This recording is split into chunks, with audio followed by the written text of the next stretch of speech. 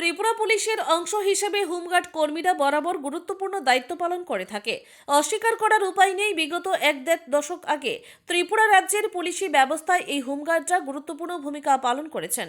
তবে দীর্ঘদিন চাকরি করার পর অবসরে যাওয়ার পর হোমগার্ডরা মাত্র ২৫০০ টাকা মাসিক ভাতা পান, যা নিতান্তই বর্তমান সময়ের পরিপ্রেক্ষিতে অতি সামান্য। এক্ষেত্রে নিজেদের পরিবার প্রতিপালন করতে গিয়ে প্রচণ্ড সমস্যায় পড়তে হচ্ছে ত্রিপুরা রাজ্যের প্রায় ৬ শতাধিক অবসরপ্রাপ্ত হোমগার্ড কর্মীদের।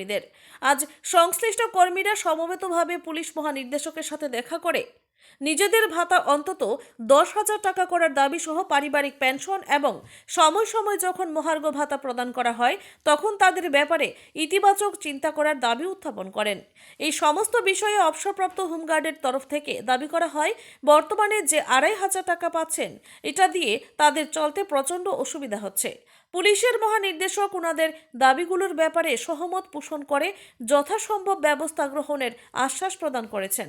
এখন দেখার বিষয়, বর্তমান সরকার গুরুত্বপূর্ণ এই বিষয়টাকে মানবিক দৃষ্টিভঙ্গিতে দেখেন কিনা। Bureau report, Tripura news Bangla.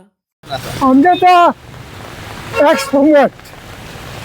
এক সময় আমাদের দাবি, কারণ আমরা এত বছর কাজ করার পরে যখন বাড়িতে গেলাম এখন আমরা আমাদের খাওয়ার জোগাড় করেই কষ্ট, সেই হিসাবে আমরা এই ২৫০০ টাকা পাই। ২৫০০ টাকা করে কিছুই হয় না। এই ব্যাপারে আমরা দাবি নিয়ে আসলাম যে আমাদের প্রথম দাবি হলো আমাদের ১০,০০০ টাকা হোক পেনশনটা, আর ফ্যামিলি পেনশনটা করা হোক, আর টাইম টু টাইম যাতে দিয়ে পেনশনটা বাড়ে সেই ব্যবস্থা করা হোক। এই তিনটে দাবি নিয়ে আমরা আজকে কি বলেছে? ডিজি সাহেবের সঙ্গে কথা হয়েছে। ডিজি সাহেব উনি আশ্বাস দিয়েছে আমাদেরকে, আমি চেষ্টা করবো যথাসম্ভব এগুলি হোক করবেন। অবসরপ্রাপ্ত সংখ্যা কত আছে আপনাদের? হ্যাঁ, সারা রাজ্যে কতজন আপনাদের অবসরপ্রাপ্ত আছে? অবসরপ্রাপ্ত বা ৬০০।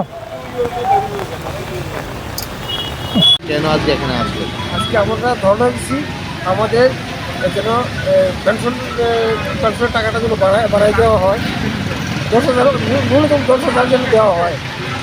হ্যাঁ, এবং আপনার মৃত্যুর পর যেন আপনার ওয়াইফ যেন পেনশনটা পাওয়া যায়, মজুরিটা বাঁচার জন্য। বর্তমানে কত করে দেওয়া? ২৫০০ পাচ্ছি, ২৫০০ টাকা পেনশন। পেনশন।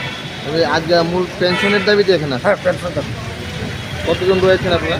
আমরা এখানে তো এখন বর্তমানে আছি ২০ জন। অনেকে দূর দূরের মধ্যে আইতে তারা না করে দিচ্ছি। সারা রাজ্যে এমনি কতজন আছে?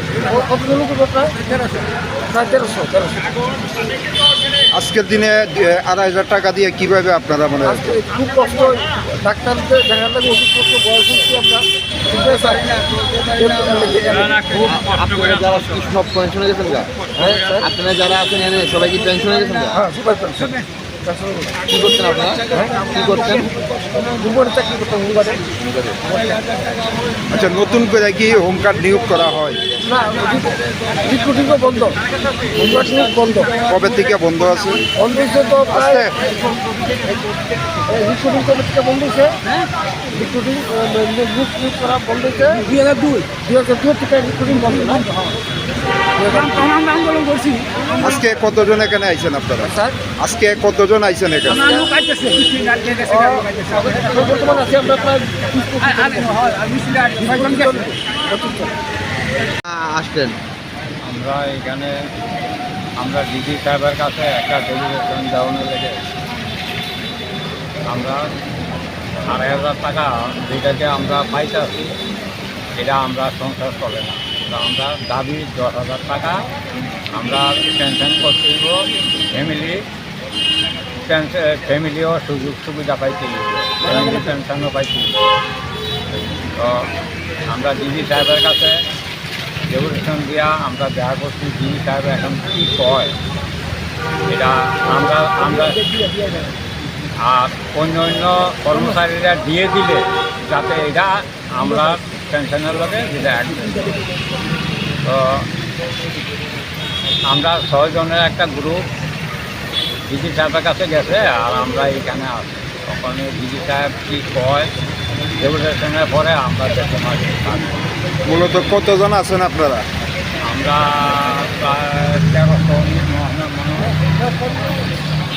তেরোশো সারা রাজ্যে সারা রাজ্যে সারা রাজ্যে 1300 না কত তো 1400 বোধহয় আছে তো।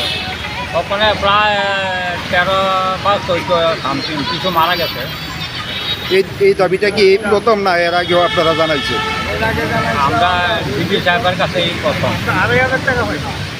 কি আশা করতে পারেন, মানে আপনাদের দাবি কি মানা হবে? আশা করি ডিজি সাহেবের খুব ভালো মানুষ, আমরা জানি। হ্যাঁ, আমরা দাবি কতটুকু করতে পারে তখন তারা আইলে কইতাম পারাম আমরা তারা কাছে। এই বয়সে 2,500 টাকা দিয়ে কি আপনাদের মানে চলে? না না, সংসার চলে না। ওই এর লাগে আমরা ডিজি সাহেবের কাছে আমরা আবেদনটা না জানাইলে তো আমরা ঘরে বসে থাকলে হতো না। আমরা ডিজি সাহেবের কাছে আবেদনটা জানাইলে হ্যাঁ কী করে না করে বা কী কয় তারা আইলে আমরা খবর পাবো আর কি। আমরা 3টা দাবি জীবনে আসছিলাম। একটা হইল ফ্যামিলি পেনশন, আর হইলো আমরা 8,000 টাকা থেকে 10,000 টাকা করার জন্য, আর যে টাকাটা যাতে যাতে আসতো। আমরা হোমগার্ড পেনশনার।